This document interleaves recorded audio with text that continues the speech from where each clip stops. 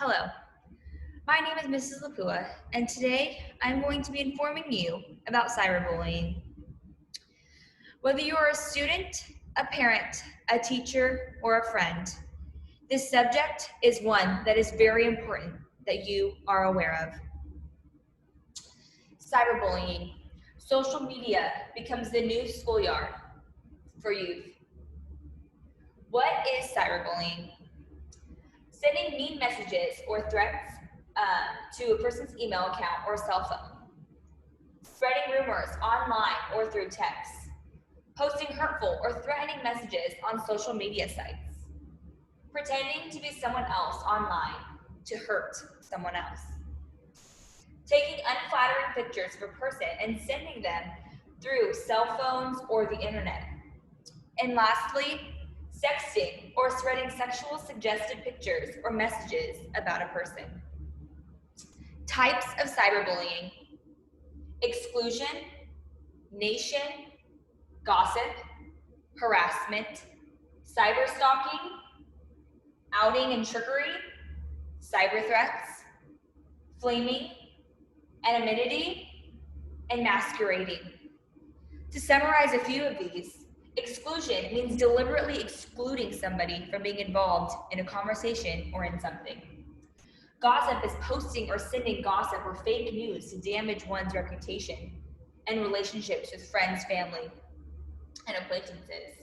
Harassment is repeatedly posting something that is offensive or hurtful towards somebody else.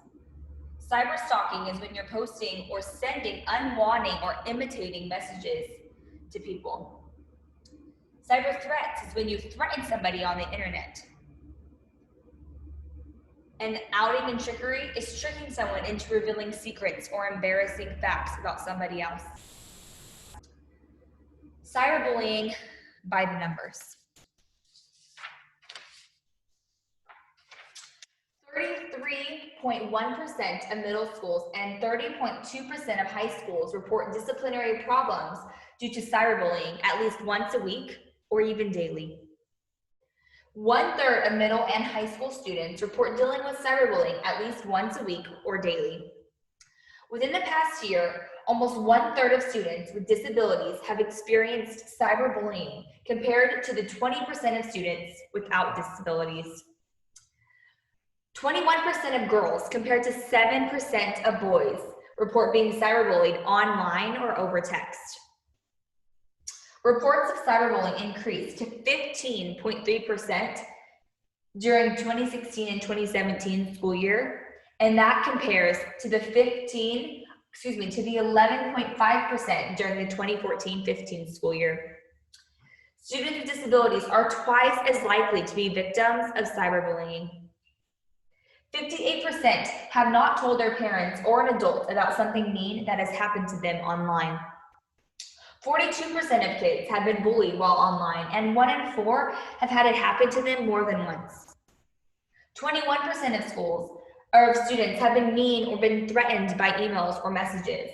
58% of students admit that someone has been mean or hurtful to them while being online, and more than 4 out of 5 have said that it has happened more than once.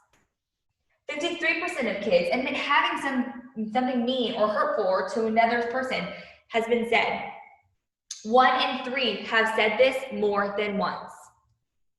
35% of kids have been threatened online, and nearly 1 in 5 have had it happen more than once.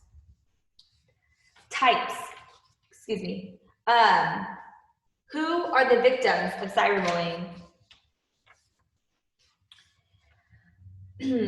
Half of teens and preteens are victims of cyberbullying. Girls are more likely to be the victims of cyberbullying, as well as more likely to be the ones who are cyberbullying. Only 1 in 10 of teens have told their parents about being victims of cyberbullying. Cell phones are the most common form of cyberbullying technology, and less than 1 in 5 cyberbullying incidents have been reported to law enforcement. 68% of kids agree that cyberbullying online is a severe problem in today's youth. 20% of kids have been bullied in their lifetime, and 81% of kids think it is much easier to bully other people online. 34% of kids don't inform their parents of what is going on.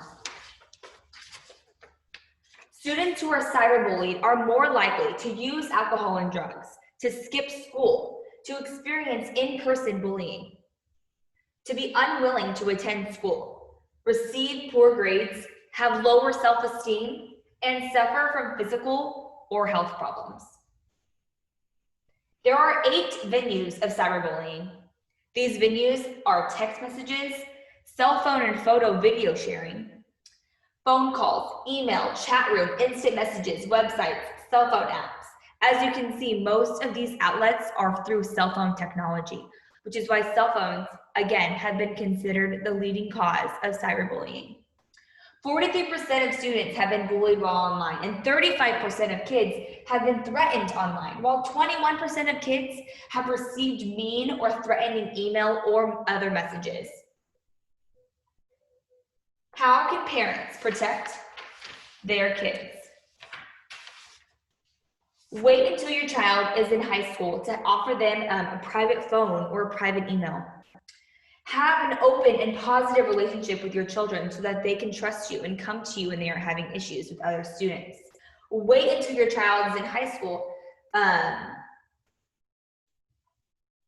to be involved on social media. Limit the social media usage.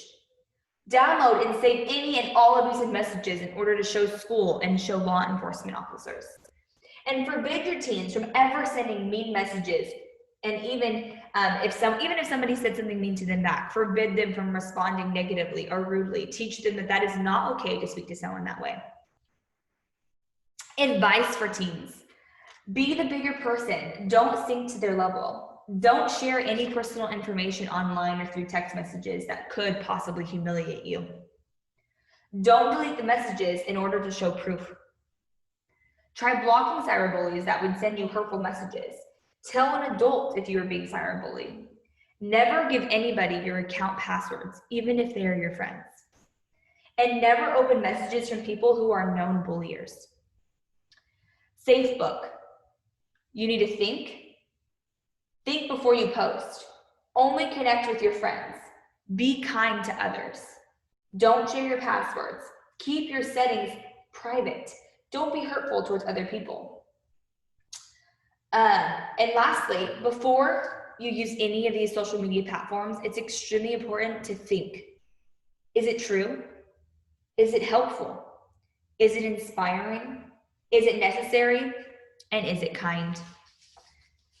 Lastly, how can we stop cyberbullying as a campus? How are we going to make a difference as a school? Educators need to deepen their commitment into creating and maintaining safe schools. And how are we going to do this?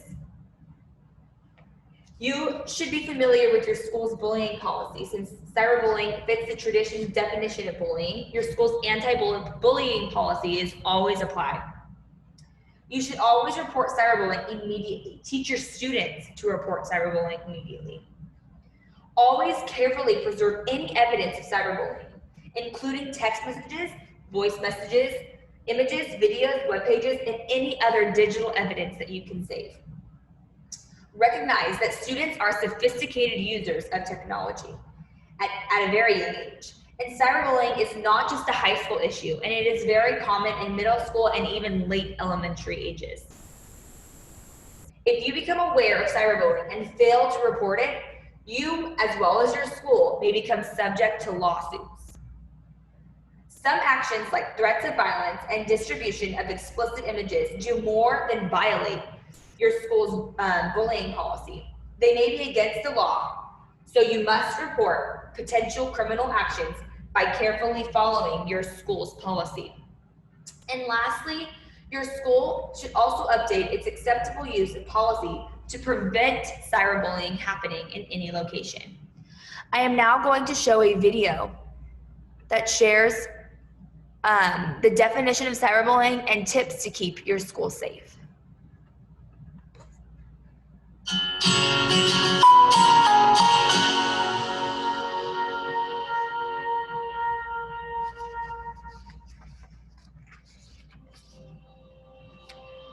Step Statistics show that 1 in 2 students report being cyberbullied, harassed around the clock by peers or strangers via unwanted texts, Facebook posts, tweets, and other social media communications. Often, the victim feels like there's no escape, and sadly, children and teens are often resorting to suicide after being relentlessly tormented. Cyberbullying fits the traditional definition of bullying, so your school's existing anti-bullying policies also apply to cyberbullying. It's important, though, for school staff members to know some basic facts about cyberbullying, what it is, how it works, and the tools cyberbullies use. Cyberbullying occurs when a bully or group of bullies uses communication technologies, such as cell phones, tablets, and computers, in a way that meets the definition of bullying. To qualify as cyberbullying, there must be harm, an unfair match, and repeated incidents. Cyberbullies' messages spread rapidly and can go viral throughout an entire school district and community in a matter of minutes. No school is immune to cyberbullying. Ideally, your school's acceptable use policy should include specific language that prohibits cyberbullying from locations away from school. This is important so that appropriate disciplinary or legal action, if necessary, can be taken. School staff members can help minimize cyberbullying by being knowledgeable about the methods and tools used and always taking appropriate action according to your school and district policies. Know your school's bullying policy. Report cyberbullying immediately and teach students to do the same. Monitor students' use of cameras, video, and any device that can facilitate cyberbullying. Carefully preserve evidence of cyberbullying by saving emails, text messages, voicemail messages, images, videos, and any other digital evidence.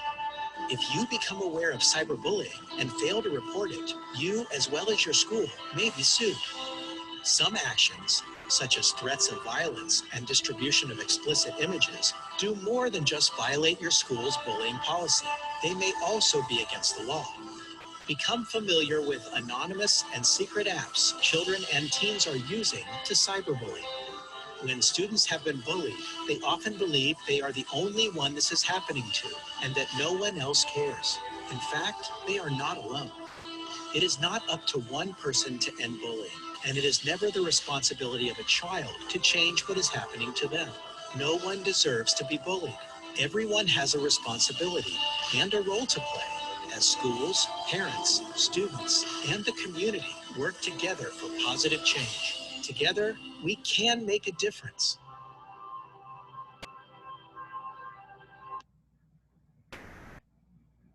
Hopefully you enjoyed that informative, quick video that helps us as educators understand our importance and our duty to our students.